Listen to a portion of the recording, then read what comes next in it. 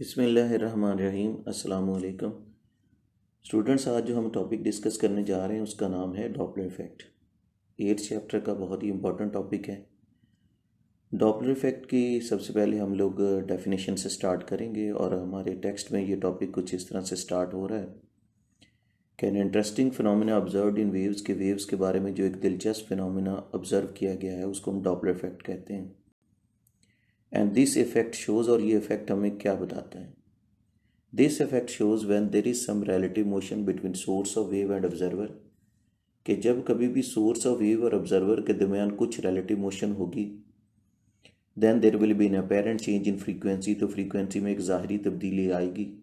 That is called Doppler effect, और उसको हम डॉपलर इफेक्ट कहते हैं। अब हम लोग इस डेफिनेशन को समझने की कोशिश करते हैं। जैसा कि डेफिनेशन में मैंने आपको बताया कि when there is some relative motion between source of wave and observer, कि जब कभी सोर्स ऑफ वेव और ऑब्जर्वर में कुछ रिलेटिव मोशन होगी, then there will be an apparent change in frequency, तो फ्रीक्वेंसी में एक ज़ाहरी तब्दीली आएगी जिसको हम डॉपलर इफेक्ट कहेंगे। एक एग्जांपल से ये बात समझते हैं कि लेट्स से कि आपका दोस्त बाइक पे है, हॉर्न बजा रहा है और आप ऑब्जर्वर यानी उसको सुन रहे हैं। जो हॉर्न बजा रहा है उसको हम सोर्स कहेंगे और जो सुन रहा है उसको हम ऑब्जर्वर या लिसनर कहेंगे। आपने महसूस किया होगा कि अगर वो हॉर्न बजाते हुए आपकी तरफ आता है तो आपको लगेगा जैसे हॉर्न की फ्रीक्वेंसी ज़्यादा होती जा रही है, और अगर आप वहीं रुके रहें लेकिन वो हॉर्न बजाता हुआ आपसे, वही सोर्स जो हॉर्न बजा रहा है, वो बाइक वाला दोस्त जो है वो आपसे दूर जाना शुरू हो जाए, तो आपके लगेगा जैसे कि हॉर्न की फ्रीक्वेंसी कम हो रही है। हालांकि हमें भी मालूम है कि वो हॉर्न की फ्रीक्वेंसी को कम या ज़्यादा नहीं कर रहा, हॉर्न एक ही फ्रीक्वेंसी से बजाया जा रहा है। ये सिर्फ मोशन की वजह से होता है। जब वो आपकी तरफ आता है हॉर्न बजाते हुए तो आपको लगेगा जैसे फ्रीक्वेंसी बढ़ रही है, हॉर्न बजाते हुए आपसे दूर जाएगा तो आपको लगेगा जैसे फ्रीक्वेंसी कम हो रही है। ये फैक्ट आप तब भी देख सकते हैं कि अगर वो दोस्त आपका जो बाइक पे हॉर्न बजा रहा है वो वहीं रुका रहे, आप उसकी तरफ जाना शुरू हो जाए तो आपको लगेगा जैसे फ्रीक्वेंसी ज़्यादा हो रही है, और अगर वो वहीं रुका हुआ हॉर्न बजाता रहे, आप उससे दूर जाना शुरू कर दें, तो तब आपको लगेगा जैसे फ्रीक्वेंसी कम हो रही है। तो इससे पता ये चलता है कि जब कभी भी सोर्स यानी जो साउंड जनरेट कर रहा है, जो वेव्स पैदा कर रहा है, और ऑब्जर्वर जो उसको ऑब्जर्व कर रहा है, जो साउंड वेव्स हैं तो उनको सुन रहा है, तो जब कभी भी सोर्स ऑफ वेव और ऑब्जर्वर में कुछ रिलेटिव मोशन होती है, तो then there will be an apparent change with frequency, तो फ्रीक्वेंसी में एक ज़ाहरी तब्दीली आती है। That is called Doppler effect, और उसी को हम डॉपलर इफेक्ट कहते हैं। तो जब कभी भी सोर्स ऑफ वेव और ऑब्जर्वर में रिलेटिव मोशन होगी, तो then there will be an apparent change in frequency, तो फ्रीक्वेंसी में एक ज़ाहरी तब्दीली आएगी और उसी को हम डॉपलर इफेक्ट कहेंगे। अच्छा, इससे सिर्फ हमें इस एग्जांपल से यही बात समझ नहीं आई कि हमारे पास सोर्स और ऑब्जर्वर में जब कुछ रिलेटिव मोशन आती है तो फ्रीक्वेंसी में चेंज आती है, अपेरेंट चेंज आती है, जिसको हम डॉपलर इफेक्ट कहते हैं। बल्कि इससे हमें क्लियरली पता चल रहा है कि हम लोग इस टॉपिक के अंदर 4 केसेस डिस्कस करने जा रहे हैं। देखिए जी, 4 केसेस इस तरह से होंगे कि फर्स्ट ऑफ ऑल तो हमारे पास जो है ना सोर्स स्टेशनरी होगा, सोर्स रुका हुआ होगा, ऑब्जर्वर उसकी तरफ आएगा तो फर्स्ट केस होगा, ऑब्जर्वर से दूर जाएगा तो सेकंड केस होगा। लेकिन ये तो ज़ाहिरी बात है कि जब ऑब्जर्वर उसकी तरफ जाएगा फर्स्ट केस में तो फ्रीक्वेंसी ज़्यादा होगी, ऑब्जर्वर से दूर जाएगा तो फ्रीक्वेंसी कम होगी। लेकिन पहले दोनों केसेस के अंदर हम सोर्स को स्टेशनरी रखेंगे, सोर्स को मूव नहीं करवाएंगे, ऑब्जर्वर को सोर्स की तरफ लाएंगे तो फर्स्ट केस, ऑब्जर्वर को सोर्स से दूर लेके जाएंगे तो सेकंड केस। थर्ड और फोर्थ केस में हमने ऑब्जर्वर को रोक लेना है, सोर्स ने ऑब्जर्वर की तरफ आना है, ये थर्ड केस होगा जिसमें फ्रीक्वेंसी बढ़ती हुई महसूस होगी। और फोर्थ केस में सोर्स ने ऑब्जर्वर से परे जाना है जिसमें फ्रीक्वेंसी कम होगी। यानी पहले दोनों केसेस में सोर्स रुका रहेगा, ऑब्जर्वर उसकी तरफ आएगा फर्स्ट केस, ऑब्जर्वर से दूर जाएगा second case. Third and fourth case में ऑब्जर्वर को रोक लिया जाएगा, सोर्स उसकी तरफ आएगा तो थर्ड केस, और सोर्स उससे परे जाएगा तो फोर्थ केस होगा। तो बहरहाल इस तरह से हमें डेफिनेशन भी समझ आती है, और इसके जो 4 डिफरेंट केसेस हैं जिन पे हमने काम करना है वो भी हमें समझ आ रहे हैं। तो बहरहाल डेफिनेशन रिवाइज करते हुए आगे बढ़ते हैं कि when there is some relative motion between source of wave and observer, कि जब कभी भी सोर्स ऑफ वेव और ऑब्जर्वर में कुछ रिलेटिव मोशन होगी, then there will be an apparent change in frequency, तो फ्रीक्वेंसी में एक अपेरेंट चेंज, एक ज़ाहरी तब्दीली आएगी जिसको हम डॉपलर इफेक्ट कहेंगे। अच्छा, डॉपलर इफेक्ट सबसे पहले जॉन डॉपलर ने ऑब्जर्व किया था। जॉन डॉपलर वो साइंटिस्ट का नाम है जिसने सबसे पहले डॉपलर इफेक्ट को ऑब्जर्व किया था। बेसिकली तो ये साउंड वेव्स के लिए ऑब्जर्व नहीं किया गया था, ये लाइट के लिए ऑब्जर्व किया गया था। लाइट मतलब इलेक्ट्रोमैग्नेटिक वेव्स के लिए ऑब्जर्व किया गया था। अच्छा, उसने कैसे ऑब्जर्व किया? He was observing the frequency of light emitted from distant star. वो किसी भी डिस्टेंट स्टार यानी दूर दराज के सितारे से आने वाली लाइट की फ्रीक्वेंसी को मैयर कर रहा था। मतलब डॉपलर इफेक्ट जॉन डॉपलर ने कुछ यूं ऑब्जर्व किया था कि वो किसी भी डिस्टेंट स्टार से आने वाली लाइट की फ्रीक्वेंसी को मैयर कर रहा था। लाइट इलेक्ट्रोमैग्नेटिक वेव्स हैं, यानी वो वेव्स हैं जो बगैर मीडियम के ट्रैवल कर रही हैं, और उनकी फ्रीक्वेंसी चूंकि ये ट्रांसवर्स इन नेचर होती तो उनकी लाइट की फ्रीक्वेंसी को मैयर करने की कोशिश कर रहा था। एंड इन सम केसेस उसने कुछ केसेस में ये बात देखी कि जो फ्रीक्वेंसी ऑफ लाइट थी जो डिस्टेंट स्टार से एमिट हो रही थी is slightly different from the frequency of light emitted from similar source on earth. यानी इसको बिल्कुल आसान लफ्ज़ों में समझें तो कुछ यूं कहने की कोशिश की जा रही है कि एक्चुअली उसके पास दो लाइट हैं, एक तो स्टार लाइट है, दूसरा उसी तरह की लाइट उसने लेबॉर्ट्री सोर्स से भी बना रखी है। और कुछ केसेस में वो ये देखता है कि जो स्टार लाइट की फ्रीक्वेंसी है वो सिमिलर सोर्स ऑन अर्थ जो लेबॉर्ट्री में उसके पास सोर्स ऑफ लाइट है उसकी फ्रीक्वेंसी से स्लाइटली डिफरेंट है। यानी स्टार लाइट की फ्रीक्वेंसी और लेबॉर्ट्री सोर्स की लाइट की फ्रीक्वेंसी में स्लाइटली डिफरेंस आ रहा था। और उसने बताया कि this difference is due to the fact, ये डिफरेंस इसलिए है कि our earth is in relative motion, कि हमारी ज़मीन जो है ना वो रिलेटिव मोशन में है with respect to that star, उस स्टार के लिहाज से। तो इस तरह से हमें ये बात भी समझ आ गई कि जॉन डॉपलर ने ये डॉपलर इफेक्ट कैसे ऑब्जर्व किया था। तो इस तरह से ऑब्जर्व किया गया था कि he was observing the frequency of light emitted from distant star. वो किसी भी दूर दराज के सितारे से आने वाली लाइट की फ्रीक्वेंसी को मैयर कर रहा था। एंड इन सम केसेस, और कुछ केसेस में उसने देखा कि frequency of light emitted from distant star is slightly different from that frequency of light emitted from similar source on earth. कि उसने देखा कि कुछ केसेस में ऐसा हो रहा है कि स्टार लाइट की जो फ्रीक्वेंसी है वो लेबॉर्ट्री सोर्स की लाइट की फ्रीक्वेंसी से स्लाइटली डिफरेंट है। हालांकि दोनों सेम सोर्स ऑफ लाइट, उसने एक जैसे लाइट सोर्सेज लिए हुए थे, जिस तरह की स्टार लाइट थी उस तरह का लेबॉर्ट्री सोर्स की लाइट थी, लेकिन दोनों लाइट की फ्रीक्वेंसी में एक स्लाइट सा डिफरेंस आ रहा था। तो उसने बताया कि ये डिफरेंस इसलिए आया कि हमारी अर्थ जो है वो इस डिस्टेंस स्टार के लिहाज से रिलेटिव मोशन में है, तो इसलिए स्टार लाइट की फ्रीक्वेंसी और लेबॉर्ट्री सोर्स की लाइट की फ्रीक्वेंसी में एक स्लाइट डिफरेंस मौजूद है। तो एक्चुअली फिर ये सबसे पहले इलेक्ट्रोमैग्नेटिक वेव्स के लिए ऑब्जर्व किया गया। हम जो इसको अप्लाई करने जा रहे हैं वो तो साउंड वेव्स के ऊपर अप्लाई करेंगे, क्योंकि लाइट वेव्स की फ्रीक्वेंसी चेंज को ऑब्जर्व करने के लिए इंस्ट्रूमेंट्स रिक्वायर्ड हैं। लेकिन जो मैंने आपको स्टार्ट में एग्जांपल दी थी उससे आप समझ गए होंगे कि अगर हम डॉपलर इफेक्ट को साउंड वेव्स के ऊपर अप्लाई करें तो हम इजीली इस अपैरेंट चेंज को फील कर सकते हैं। तो हम लोग इसको साउंड वेव्स के ऊपर अप्लाई करेंगे। तो हमारे टेक्स्ट में जो एग्जांपल दी गई है वो कुछ यूँ बताते हैं कि जो डॉपलर इफेक्ट है वो आप लोग साउंड वेव्स के ऊपर अप्लाई कर सकते हैं। और साउंड वेव्स के ऊपर अगर आपने अप्लाई करना है इसकी तो बड़ी एक आसान सी एप्लीकेशन, एक तो मैंने स्टार्ट में आपको एग्जांपल दी है बाइक और एक ऑब्जर्वर वाली। इसी तरह से आप यही एक्सपेरिमेंट जो है रेलवे प्लेटफॉर्म के ऊपर भी कर सकते हैं। लेट्स से कि एक ऑब्जर्वर है, रेलवे प्लेटफॉर्म के ऊपर खड़ा है और एक गाड़ी है, एक रेल गाड़ी है जो कि विसल बजाते हुए उसको अप्रोच कर रही है। जो रेलगाड़ी विसल बजाते हुए उसको अप्रोच करेगी उसकी विसल की जो पिच है मतलब फ्रीक्वेंसी है वो ज़्यादा होती जाएगी जब वो रेलगाड़ी उस ऑब्जर्वर यानी उस लिसनर की तरफ आ रही होगी।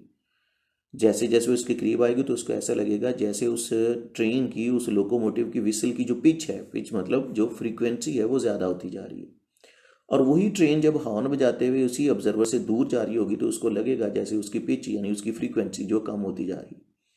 तो इससे हमें अंदाज़ा हो रहा है कि जो डॉपलर इफेक्ट है वो हम सिर्फ इलेक्ट्रोमैग्नेटिक वेव्स नहीं बल्कि साउंड वेव्स के ऊपर भी अप्लाई कर सकते हैं, क्योंकि साउंड वेव में भी जब सोर्स ऑब्जर्वर की तरफ आता है या उससे दूर जाता है तो हमें फ्रीक्वेंसी में चेंज महसूस हो रहा है और इसी अपेरेंट चेंज को हम डॉपलर इफेक्ट कहते हैं। अच्छा, अब हमने ये जो अपेरेंट चेंज इन फ्रीक्वेंसीज हैं ये कैलकुलेट करने हैं, लेकिन उनको कैलकुलेट करने से पहले फर्स्ट ऑफ ऑल ये बात याद रखिएगा कि अगर हम लोग इन अपेरेंट चेंजेस को इजीली कैलकुलेट करना चाहते हैं तो उसके लिए सबसे आसान तरीका ये है इन चेंजेस को कैलकुलेट करने का कि सोर्स और ऑब्जर्वर जो है ना वो स्ट्रेट लाइन पे मूव करें। यानी ऑब्जर्वर ने सोर्स की तरफ जाना है या उससे दूर जाना है, या सोर्स ने ऑब्जर्वर की तरफ आना है या उससे दूर जाना है, तो स्ट्रेट लाइन पर मूव करना है। तो अपेरेंट ये जो अपेरेंट चेंज इन फ्रीक्वेंसी है, फ्रीक्वेंसी चेंज जो डॉपलर इफेक्ट में हमने मैयर करना है, इसको क्वाइट इजीली कैलकुलेट करना है तो सोर्स को ऑब्जर्वर की तरफ या उससे परे मूव करना है, या ऑब्जर्वर को सोर्स की तरफ लेके जाना है, उससे दूर लेके जाना है, तो एक स्ट्रेट लाइन के ऊपर मूव करवाएं। तो अगर स्ट्रेट लाइन पे मूव करेंगे तो जो अपेरेंट चेंजेस फ्रीक्वेंसी में आने वाली है वो क्वाइट इजीली कैलकुलेट कर लेंगे।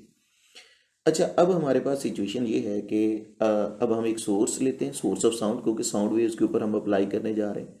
हमारे पास एक सोर्स ऑफ साउंड है, वो साउंड वेव्स को जनरेट कर रहा है, उन साउंड वेव की स्पीड वी है।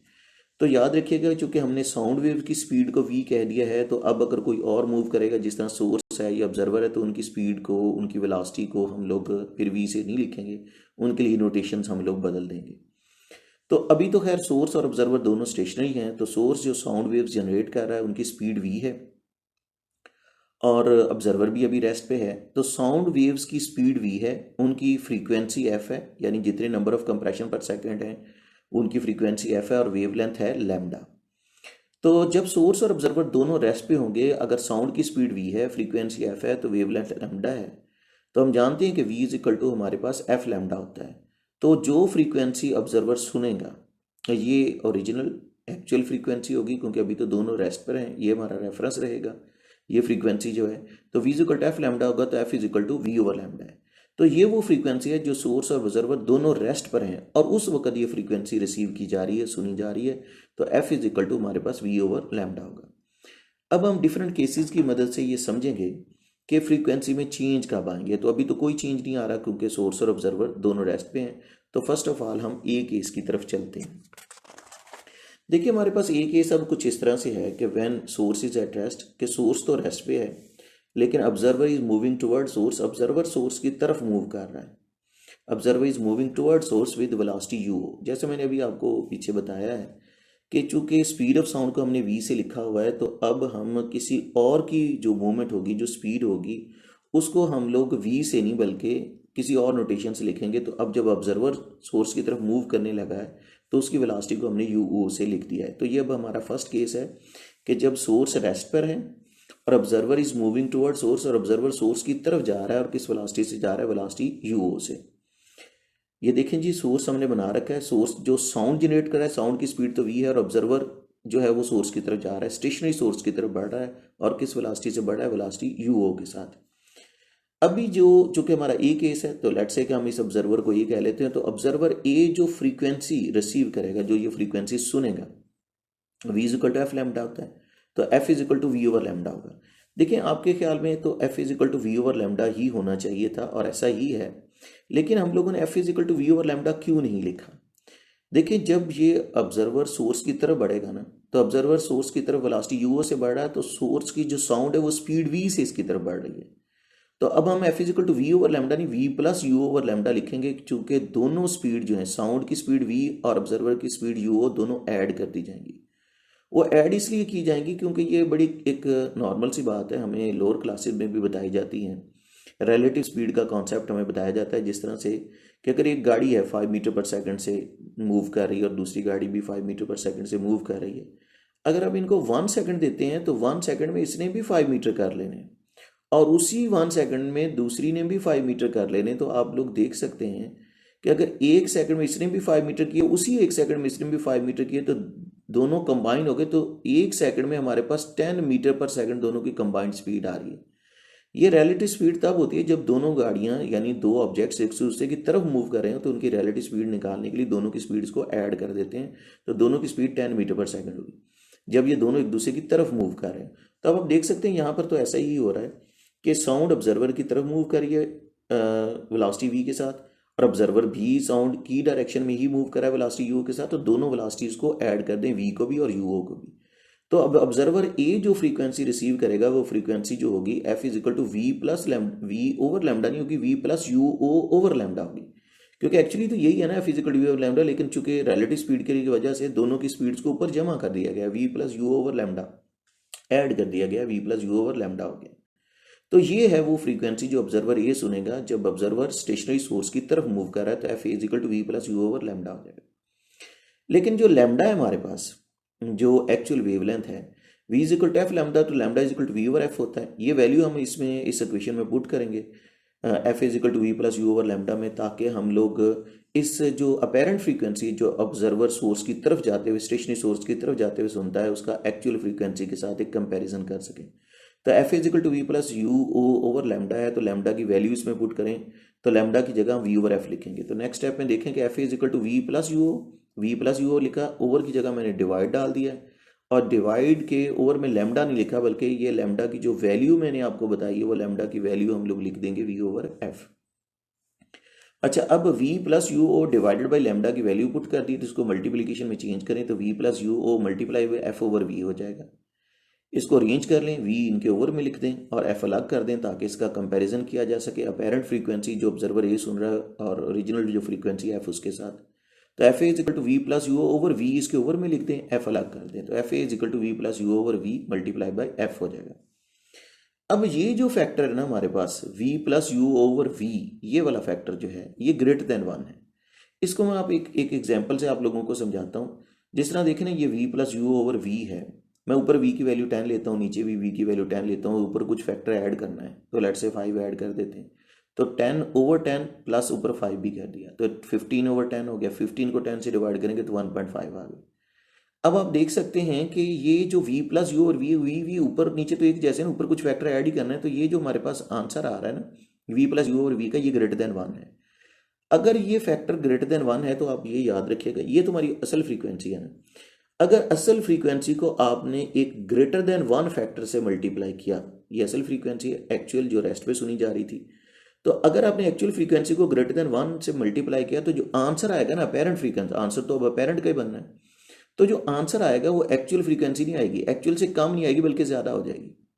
क्योंकि जब किसी भी फैक्टर को ग्रेटर देन 1 से मल्टीप्लाई कर देते, जैसे मैंने आपको बताया कि ये फैक्टर ऐसा ही है जो ग्रेटर देन 1 है, तो अगर किसी भी फ्रीक्वेंसी को ग्रेटर देन 1 से मल्टीप्लाई करेंगे तो आंसर बढ़ जाएगा।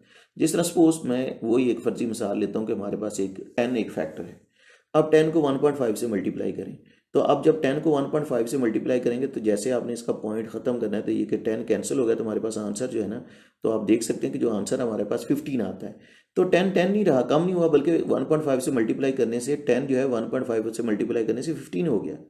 तो अगर ये हमारा फैक्टर ग्रेटर देन 1 है, ये फैक्टर ग्रेटर देन 1 है, तो जब आप एक्चुअल फ्रीक्वेंसी को ग्रेटर देन 1 से मल्टीप्लाई करेंगे तो जो आंसर बनेगा वो आंसर तो एफ ए का होगा, तो जो आंसर बनेगा वो एक्चुअल फ्रीक्वेंसी के बराबर नहीं आएगा बल्कि एक्चुअल फ्रीक्वेंसी से ज़्यादा हो जाएगा। तो एफ ए जो अपेरेंट फ्रीक्वेंसी होगी वो एक्चुअल फ्रीक्वेंसी से क्या हो जाएगी, ज़्यादा हो जाएगी। तो इस तरह से हमें ये अंदाज़ा हो गया कि अगर सोर्स रेस्ट पे हो और ऑब्जर्वर सोर्स की तरफ मूव करे, सोर्स रेस्ट पे हो ऑब्जर्वर सोर्स की तरफ मूव करे, तो जो अपेरेंट फ्रीक्वेंसी होगी वो एक्चुअल फ्रीक्वेंसी से ज़्यादा होगी, जो एक्चुअली रेस्ट पे सुनाई दे रही है उससे भी ज़्यादा हो जाएगी। वैसे कॉमन सेंस भी थोड़ा बहुत आप लोग यूज़ करते रहिएगा, उससे भी हमें पता चल ही रहा होता है कि अगर सोर्स रेस्ट पे और ऑब्जर्वर सोर्स की तरफ जा रहा है तो जो उसको फ्रीक्वेंसी सुनाई देगी अपेरेंट फ्रीक्वेंसी वो एक्चुअल फ्रीक्वेंसी से ज़्यादा होगी। तो रिजल्ट भी हमारा यही है कि एफ ए जो है वो एफ से ज़्यादा होगा। अच्छा, अब हम लोगों ने इसके सेकंड केस की तरफ प्रोसीड करना है। तो ये मैं आपको बताता चलूँ कि डॉपलर इफेक्ट इस लिहाज से काफ़ी आसान टॉपिक है, क्योंकि इसमें जो सेकंड केस होगा उसमें हम सोर्स को तो रेस्ट पे रखेंगे और ऑब्जर्वर जो है सोर्स की तरफ नहीं बल्कि उससे अवे मूव करेगा, तो सिर्फ साइन चेंजेस आएंगी, जहाँ हमने प्लस लगा रखा है वहाँ माइनस आएगी, तो वो बड़ा ईजीली आप लोग उस जो सेकंड केस है उसको अंडरस्टैंड कर सकते हैं। अच्छा, तो अब हम आ गए हैं जी सेकंड केस की तरफ। तो सेकंड केस यानी बी केस हमारा ये है कि source is at rest, source तो खैर अभी भी रेस्ट पे है लेकिन observer is moving away from source, और ऑब्जर्वर सोर्स की तरफ नहीं जा रहा, ऑब्जर्वर सोर्स से अवे मूव कर रहा है, और किस वेलोसिटी से मूव कर रहा है, वेलोसिटी यू ओ के साथ, उससे अवे मूव कर रहा है वेलोसिटी यू ओ के साथ। तब देखिए, अब जो कि फर्स्ट केस जो केस ए था वो हमने समझ लिया है, तो ये अब बड़ी आसानी से सारे टॉपिक को इसके सेकंड केस को समझ जाएंगे। अच्छा, अब जब ऑब्जर्वर सोर्स से परे जाएगा तो इस ऑब्जर्वर जो अब हमारा ऑब्जर्वर है, लेट्स से कि इसको हम बी कहते हैं, तो अब ये जो फ्रीक्वेंसी सुनेगा F B is equal to V minus you over lambda होगा। अगेन वही बात जैसे मैंने पहले बताया कि F is equal to we over lambda होता है, V is equal to F lambda, तो F is equal to we over lambda होना तो वी ओवर लैम्डा चाहिए, लेकिन अब जो इसको रिलेटिव स्पीड मिलनी है तो वो F is equal to we over lambda नहीं, V minus you over lambda हो जाएगा। F B is equal to V minus you over lambda हो जाएगा। उसकी वजह क्या है, अब देखिए ना, जिस तरफ को स्पीड ऑफ साउंड मूव कर रही है उसी तरफ को ऑब्जर्वर भी मूव कर रहा है, यानी दोनों आगे पीछे मूव कर रहे हैं, दोनों सेम डायरेक्शन में मूव कर रहे हैं। और ये हमें पता होना चाहिए कि जब दो ऑब्जेक्ट सेम डायरेक्शन में मूव करते हैं तो रिलेटिव स्पीड का कॉन्सेप्ट क्या होता है, वही मैं आपको दोबारा से बताता हूँ गाड़ियों वाली मिसाल से, कि अगर लेट्स से कि हमारे पास एक गाड़ी 5 मीटर पर सेकंड से जा रही है और उसकी पिछली गाड़ी उसके पीछे पीछे जा रही है। अगर ये 5 मीटर पर सेकंड से जाए और ये भी 5 से ही जाए ना, तो इसकी उसके लिहाज से रिलेटिव स्पीड 0, ये तो कभी उसको पकड़ ही नहीं सकती, क्योंकि ये भी 5 है वो भी 5 है, तो दोनों के दरमियान जो डिस्टेंस है, लेट्स से अगर 2 मीटर है तो वो 2 मीटर रहेगा। तो अगर एक गाड़ी 5 मीटर पर सेकंड से जा रही, पिछली गाड़ी भी 5 मीटर पर सेकंड से जा रही है, तो इसकी उसके लिहाज से रिलेटिव स्पीड 0 है। लेकिन अगर मैं इसकी स्पीड बढ़ा दूं, इसको 6 मीटर पर सेकंड कर दूं, तो अब आप समझ सकते हैं कि ये उसकी तरफ बढ़ रही है 1 मीटर पर सेकंड से, और ये माइनस की गई है। यानी अगर एक डायरेक्शन में दो ऑब्जेक्ट्स मूव कर रहे हैं तो उनकी रिलेटिव स्पीड निकालने के लिए माइनस किया जाता है। तो यहाँ पर भाई ऐसा ही हो रहा है कि जिधर को ऑब्जर्वर मूव कर रहा है, साउंड भी उसकी तरफ उसी डायरेक्शन में मूव कर रही है, तो आप रिलेटिव स्पीड निकालने के लिए माइनस करेंगे, यानी v माइनस यू ओ करेंगे। तो अब जो फ्रीक्वेंसी बी ऑब्जर्वर सुनेगा तो वो v माइनस यू हो जाएगी, यानी एक्चुअल फार्मूला तो वही है v ओवर लैम्डा वाला, लेकिन अब रिलेटिव स्पीड की वजह से v minus you over lambda कर दिया गया। अगेन लैम्डा की वैल्यू पुट करते हैं, v is equal to F lambda, lambda is equal to we over f होगा, तो लैम्डा की वैल्यू इसमें ला के पुट कर दें। जब हम लैम्डा की वैल्यू इसमें ला के पुट करेंगे तो F B will be equal to होगा हमारे पास, F B will be equal to, ये देखिए v माइनस यू ओ तो मैंने वैसे लिखना है, ओवर की जगह डिवाइड डाल देना है, तो v minus u o over की जगह डिवाइड डाला और लैम्डा की जगह v ओवर f लिख दें। मल्टीप्लिकेशन में चेंज करें तो v minus u o multiply by f over v हो जाएगा। अब ये v इसके ओवर में ले आए, v minus you over v multiply by F, ये आपको जैसा कि पिछले केस में बताया कि ये एक्चुअल फ्रीक्वेंसी है जो रेस्ट पे सुनी जा रही थी, और ये अपेरेंट फ्रीक्वेंसी है जो ऑब्जर्वर b सुन रहा है। अब ये जो फैक्टर है ना हमारे पास, ये वाला, ये फैक्टर अब लेस देन 1 है, ये पहले तो ये ग्रेटर देन 1 था, अब ये लेस देन 1 है, v minus you over v। इसको भी एक एग्जांपल से समझते हैं, v minus you over v ले लें, वही मैं कुछ सपोज वैल्यूज ले रहा हूँ आपके सामने। देखिए वही सपोज वैल्यूज हैं कि अगर हमारे पास v ऊपर 10 है, नीचे भी v 10 है, ऊपर कुछ माइनस कर दें, 10 माइनस 5 10, तो ये 10 माइनस 5 ओवर 10 है, 10 में से 5 माइनस करेंगे तो 10 5 आ जाएगा ना, ओवर में 10 मौजूद है, ये 0.5 हो जाना है हमारे पास। तो अब आप देख सकते हैं कि ये v minus you over v जो है, कुछ सपोज वैल्यूज की मदद से मैंने आपको बता दिया कि ये फैक्टर ऐसा है जो लेस देन 1 है, ग्रेटर देन 1 नहीं है।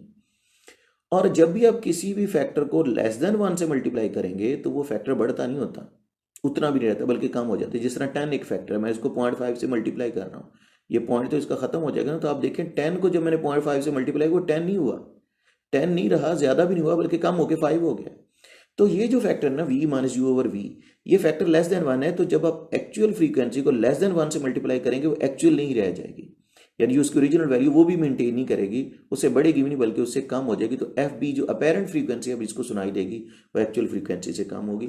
अगेन जैसे मैंने आपको लास्ट टाइम भी बताया, पिछले केस में भी, कि कॉमन सेंस से भी थोड़ा सा आप लोग ये आइडिया ले सकते हैं कि अगर सोर्स रेस्ट पे हुआ, ऑब्जर्वर उससे परे जा रहा हुआ, तो जाहिर है जो फ्रीक्वेंसी अपेरेंट ये सुनेगा वो एक्चुअल फ्रीक्वेंसी नहीं होगी बल्कि एक्चुअल से कम होगी, क्योंकि इससे दूर जा रहा है। तो एफ बी जो होगी, जो अपेरेंट फ्रीक्वेंसी होगी जो ऑब्जर्वर बी सुन रहा है, वो एक्चुअल फ्रीक्वेंसी नहीं बल्कि एक्चुअल फ्रीक्वेंसी से कम है।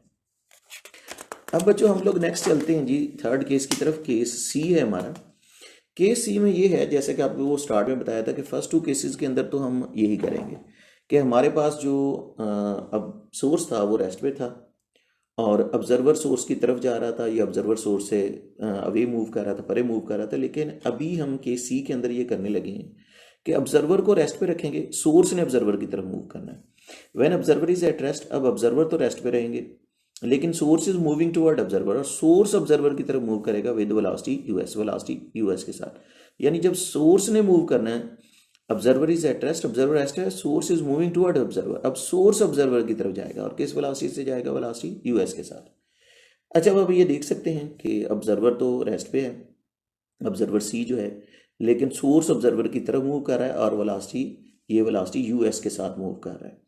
अच्छा जब सोर्स ऑब्जर्वर की तरफ मूव करता है ना, तो आप लोग देख सकते हैं कि in 1 second the waves are compressed by an amount, wave compress हो चुकी हैं, जितना कंप्रेस हुई है उनको डेल्टा लैम्डा से लिखेंगे और delta lambda u s over f होगा।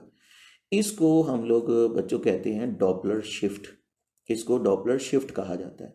अच्छा सबसे पहले तो हमें ये बात समझनी होगी कि ये वेव कंप्रेस क्यों हो गई और फिर delta lambda u s over F क्यों। देखिए जी वेव इसलिए कंप्रेस हुई हैं कि जब ये सोर्स ऑब्जर्वर की तरफ मूव करना शुरू करता है ना, लेट्स से कि ये हमारे पास एक ऑब्जर्वर है और ये जो है हमारे पास सोर्स है, जब सोर्स ऑब्जर्वर की तरफ मूव करता है तो वेव कंप्रेस इसलिए होती हैं कि in more number of waves are contained in a shorter space, कि शॉर्टर स्पेस में ज़्यादा नंबर ऑफ वेव्स आती हैं। इसको एक एग्जांपल से समझते हैं। लेट्स से कि आपके पास अगर ये जो एस से लेकर ओ तक, सोर्स से लेकर ऑब्जर्वर तक 5 मीटर स्पेस मौजूद है और ये जो सोर्स है, ये जो कंप्रेशन जनरेट कर रहा है, जो साउंड वेव जनरेट कर रहा है, लेट्स से कि वो 5 कंप्रेशन पर सेकंड जनरेट कर रहा है, तो आप कह सकते हैं कि हमारे पास 5 मीटर प्लेस में ना 5 कंप्रेशन पर सेकंड है। अब इस ये फिक्स फ्रीक्वेंसी की साउंड पैदा करता रहेगा। अगर सोर्स थोड़ा सा आगे आ जाता है, लेट्स से कि मैं कि ये नए पॉइंट पे ले आता हूँ, ये फर्स्ट पॉइंट है और ये इसको आप सेकंड पॉइंट कह दें। जब आप सेकंड पॉइंट पे आएंगे तो आपके पास वही जो है ना 4 मीटर स्पेस हो जाएगी, लेकिन 4 मीटर स्पेस में आपके पास कंप्रेशन वही 5 कंप्रेशन पर सेकंड होंगे। अगर आप इसको थोड़ा सा और आगे ले आते हैं, यानी थर्ड पॉइंट पे ले आते हैं, सोर्स को और आगे ले आते हैं, तो लेट्स से कि आपके पास अगर 3 मीटर स्पेस आ जाती है तो आपके पास वही 5 कंप्रेशन पर सेकंड जो है वो जनरेट हो रहे होंगे। अच्छा, अब इससे एक बात समझ आती है कि पहले 5 मीटर में हमारे पास 5 कंप्रेशन थे पर सेकंड, फिर 4 मीटर स्पेस में 5 कंप्रेशन पर सेकंड है, फिर 3 मीटर स्पेस में। तो इसका मतलब जैसे जैसे सोर्स ऑब्जर्वर की तरफ आता है ना, तो एक शॉर्टर स्पेस में मोर नंबर ऑफ कंप्रेशन जो है वो एडजस्ट हो रहे हैं। तो जब जितने ज़्यादा कंप्रेशन शॉर्टर स्पेस में आते जाएंगे, कंप्रेशन एक दूसरे के करीब होते जाएंगे, उतनी वेव कंप्रेस होती जा रही है। और वैसे जिससे ये दूर जा रहा है उसमें चूंकि जाहिर है उधर तो फासला बढ़ रहा है, तो उधर कंप्रेशन एक दूसरे करीब होने के बजाय दूर होते जाते हैं। तो जिसकी तरफ सोर्स मूव करेगा वहां वेव कंप्रेस हो जाएगी, और जिससे दूर मूव करेगा वहां वेव एक्सपैंड हो जाएगी। तो ये सोर्स की मूवमेंट की वजह से जो शॉर्टर स्पेस में वेव कंप्रेस हुई है या एक्सपैंड हुई है, इसी को हम डॉपलर शिफ्ट कहते हैं। और डॉपलर शिफ्ट जो होती है delta lambda u s over F होती है। बेसिकली फार्मूला तो वही है ना, जिसको हम lambda is equal to we over f कहते हैं, लेकिन जाहिर है कि ये जो डॉपलर शिफ्ट पैदा हुई है ये स्पीड ऑफ साउंड से नहीं पैदा हुई, क्योंकि वी तो स्पीड ऑफ साउंड है, ये स्पीड ऑफ सोर्स से पैदा हुई, तो इसलिए हम इसको यूएस ओवर एफ से लिखेंगे। तो इसको हम लोग यूएस ओवर एफ से लिखेंगे। तो अब हमारे पास खैर सूरत हाल ये थी कि ऑब्जर्वर रेस्ट पे था और सोर्स ऑब्जर्वर की तरफ मूव कर रहा था। और जैसे कि आपको बताया कि जब ऑब्जर्वर रेस्ट पे होगा और सोर्स ऑब्जर्वर की तरफ मूव करेगा, सोर्स ऑब्जर्वर की तरफ मूव करेगा, तो वेव कंप्रेस हो जाएंगी by an amount in 1 second. The wave are compressed by an amount delta lambda, जिसको हम डॉपलर शिफ्ट कहते हैं, और यूएस ओवर एफ है। वो मैंने आपको एग्जांपल्स की मदद से क्लैरिफाई कर दिया है कि वेव कंप्रेस हो जाएंगी जब सोर्स ऑब्जर्वर की तरफ मूव करेगा, और जितना कंप्रेस होंगी उसको हम डॉपलर शिफ्ट कहेंगे, और delta lambda u s over f होगा। और उसकी रीजन भी याद रखनी है कि waves are compress due to the fact wave इसलिए कंप्रेस होगी कि more number of waves are contained in a shorter space, क्योंकि ज्यादा वेव्स एक शॉर्टर स्पेस में आना शुरू हो गई हैं। अच्छा, अब हमें जैसा कि मालूम हो रहा है कि जब ऑब्जर्वर की तरफ सोर्स मूव कर रहा है, जिसकी तरफ मूव कर रहा है उधर वेव कंप्रेस हुई है, यानी वेवलेंथ कम हुई, कंप्रेशन के दरमियान का फासला कम हुआ है, वेव कंप्रेस हुई है। तो इसको फिर एक्चुअल वेवलेंथ तो नहीं मिल रही, इसको जो वेवलेंथ मिल रही है पहले तो वो हमें फाइंड आउट करना पड़ेगी। तो जो ऑब्जर्वर सी है ना, इसको जो वेवलेंथ मिलती है उसको हम लैम्डा सी से लिखते हैं और वो फाइंड आउट करते हैं। तो एक्चुअल वेवलेंथ लैम्डा तो नहीं मिलेगी, उसमें से डेल्टा लैम्डा माइनस कर दें, तो लैम्डा सी, लैम्डा की जगह तो वी और एफ लिखेंगे, जो एक्चुअल वेवलेंथ है जो रेस्ट पे हमें मिलती है वी और एफ। डेल्टा लैम्डा की जगह यूएस ओवर एफ लिख दें। एफ एलसीएम करें, एफ एलसीएम होगा तो ऊपर हमारे पास F V over F minus u s over F, F LCM होगा तो वी माइनस यूएस ऊपर हमारे पास मौजूद होगा। अच्छा, अब ये हम लोगों ने सी को जो मिल रही है ना वेवलेंथ, वो हमने फाइंड आउट कर ली है, जो कंप्रेस्ड फॉर्म में, यानी ये शॉर्टर वेवलेंथ उसको रिसीव हो रही है, क्योंकि सोर्स उसकी तरफ जा रहा है, तो वो हमने फाइंड आउट कर ली। अब हम इसकी फ्रीक्वेंसी भी फाइंड आउट कर लेते हैं। फ्रीक्वेंसी फाइंड आउट करने के लिए v is equal to F lambda होता है, तो f is equal to we over lambda होगा, F C is equal to we over lambda C हो जाएगा। ये लैम्डा सी की जो वैल्यू हमने बना रखी है ना, v minus u s over f, वो यहाँ ला के पुट करते हैं। तो f c will be equal to we over की जगह डिवाइड डालें और लैम्डा सी की जगह ये वैल्यू पुट कर दे v minus u s over f. जब इसको मल्टीप्लीकेशन में चेंज करेंगे तो v multiply by f over कितना हो जाएगा, v माइनस यू एस। तो f C is equal to v multiply में चेंज किया, f over v minus u s हो गया। इसको अरेंज करें, f C is equal to v के ओवर में ले लेते हैं, v over v minus u S, we के ओवर में वी माइनस यू एस लिख दिया और एफ को अलग कर दिया। अब ये जो फैक्टर हमारे पास आया है ना, v over v minus u s, ये वाला फैक्टर जो है v over v minus u s, ये फैक्टर ग्रेटर देन 1 है। इसको भी प्रूव करने के लिए मैंने एक सपोज एग्जांपल ये आपके साइड में लिखी हुई है कि हमारे पास ऊपर भी फैक्टर 3 है, नीचे भी 3 है, क्योंकि ऊपर v है ना, नीचे भी v है। 3 ओवर 3 माइनस मैंने 1 कर दिया उसमें से, ये 3/2 होगा। जब 3 को आप 2 से डिवाइड करेंगे तो आपके पास जो आंसर आएगा वो आएगा 1.5। और जैसे कि मैंने पहले भी बताया आप लोगों को लास्ट केसेस के अंदर कि भी अगर किसी भी फैक्टर को आपने ग्रेटर देन 1 से 1.5 तो ग्रेटर देन 1 है, अगर आपने ग्रेटर देन 1 से मल्टीप्लाई करना तो आंसर कम नहीं होना, आंसर तो ज़्यादा हो जाना। तो ये जो v over v minus u S हमने फैक्टर बनाया है, ये फैक्टर ग्रेटर देन 1 है। जब एक्चुअल फ्रीक्वेंसी को आप ग्रेटर देन 1 से मल्टीप्लाई करेंगे, वो एक्चुअल नहीं होगी, कम भी नहीं होगी, ज़्यादा हो जाएगी। तो ये फैक्टर जो है ना v over v minus u s, ये ग्रेटर देन 1 है। अगर ये फैक्टर ग्रेटर देन 1 है तो हमारी जो एफ सी का जो अपेरेंट फ्रीक्वेंसी का आंसर होगा वो एक्चुअल फ्रीक्वेंसी से ज़्यादा हो जाएगा। यानी रिजल्ट यही निकला जो वैसे भी हम अस्यूम कर सकते हैं कि अगर सोर्स ऑब्जर्वर रेस्ट पे है और सोर्स ऑब्जर्वर की तरफ मूव कर रहा है तो जो ऑब्जर्वर फ्रीक्वेंसी सुनेगा वो एक्चुअल फ्रीक्वेंसी से ज़्यादा होगी। बच्चों अब लास्ट केस की तरफ बढ़ते हैं और हमारा फाइनली लास्ट केस ये है कि when observer is at rest, के ऑब्जर्वर तो रेस्ट पे ही है लेकिन source is moving away from observer, कि सोर्स ऑब्जर्वर से परे मूव कर रहा है विद वेलोसिटी यूएस के साथ। अब ये देखें, ये अब हम जो है अपना ऑब्जर्वर सेलेक्ट करते हैं जिससे सोर्स अवे मूव कर रहा है। जैसे मैंने आपको बताया कि जब सोर्स किसी की तरफ जाता है या उससे अवे जाता है, लास्ट केस में आपको बताया गया, तो वेव कंप्रेस हो जाती है जिसकी तरफ जाता है, और जिससे अवे जाता है उधर वेव्स एक्सपैंड हो जाती हैं। जिसकी तरफ जाता है उसमें मोर नंबर ऑफ वेव्स कंटेन्ड होती हैं शॉर्टर स्पेस में, जिससे अवे जाता है उसमें जो है लेस नंबर ऑफ वेव्स आती हैं एक लॉन्गर स्पेस के अंदर। अच्छा, अब हमें इसकी पहले तो वेवलेंथ फाइंड आउट करनी, क्योंकि इसको भी एक्चुअल वेवलेंथ तो नहीं मिल रही, इधर वेव्स एक्सपैंड कर गई हैं तो इसमें कुछ एक्सपेंशन ऐड करते हैं, और एक्सपेंशन जो ऐड करनी, जो कंप्रेशन ऐड किया था ये एक्सपेंशन ऐड करनी वो वही है, डॉपलर शिफ्ट ही है, डेल्टा लैम्डा।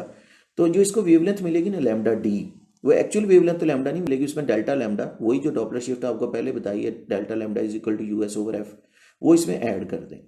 तो lambda d will be equal to lambda plus delta lambda, lambda d is equal to lambda की जगह वी ओवर एफ लिखेंगे प्लस डेल्टा लैम्डा की जगह यूएस ओवर एफ। अच्छा, एफ है हमारा एलसीएम हो जाएगा, तो एफ एलसीएम होने के बाद ऊपर आएगा हमारे पास वी प्लस यूएस। तो अब हम लोगों ने जो ऑब्जर्वर डी है जिससे सोर्स अवे मूव कर रहा है उसकी हमने वेवलेंथ फाइंड आउट कर लिया। अब फ्रीक्वेंसी भी फाइंड आउट करते हैं, V is equal to F lambda, तो एफ इज इक्वल टू क्या होगा, V over lambda. F is equal to we over lambda D होगा, V divided by lambda D की मैं वैल्यू पुट करूंगा तो F D is equal to V divided by V over की जगह divide lambda D की जगह V plus u s over F हो जाएगा। अच्छा, अब मल्टीप्लिकेशन में चेंज किया तो v multiply by f over v plus u s हो जाएगा। अरेंज करें, वी के ओवर में वी प्लस यूएस ले आए और एफ को अलग कर दें। अगेन अब इसी फैक्टर की तरफ आते हैं। अब ये जो फैक्टर है ना हमारे पास v over v plus US, ये फैक्टर जो है ये लेस देन 1 है। अगर ये फैक्टर लेस देन 1 है, जैसे देखें इसको एक एग्जांपल से मैंने इसको क्लैरिफाई किया हुआ, ऊपर भी 3 है नीचे भी 3 है, 3 और नीचे कुछ ऐड कर दें तो अब ये 3/4 हो गया। जब 3 को 4 से डिवाइड करेंगे तो 0.8 आएगा, तो 0.8 तो लेस देन 1 फैक्टर है। तो लेस देन 1 से मल्टीप्लाई करने से तो आंसर बढ़ने नहीं है बल्कि कम हो जाने हैं। तो अगर ये फैक्टर लेस देन 1 है और असल फ्रीक्वेंसी को लेस देन 1 से मल्टीप्लाई करेंगे तो आंसर जो आएगा एफ डी का पेरेंट फ्रीक्वेंसी को एक्चुअल फ्रीक्वेंसी से कम आएगा, तो एफ डी जो होगी वो एफ से कम होगी। तो जनरली भी हम अज्यूम कर सकते हैं कि अगर ऑब्जर्वर रेस्ट पे और सोर्स ऑब्जर्वर से अवे मूव कर रहा है, तो अगर सोर्स ऑब्जर्वर से अवे मूव करेगा तो जो उसको फ्रीक्वेंसी सुनाई दी गई पेरेंट फ्रीक्वेंसी वो एक्चुअल फ्रीक्वेंसी से कम होगी। बच्चों ये था हमारा डॉपलर इफेक्ट, और इसमें कोई कन्फ्यूजन हो तो आप मज़ीद डिस्कस कर सकते हैं। अल्लाह आपका आमीन नासिर हो। अल्लाह हाफिज़।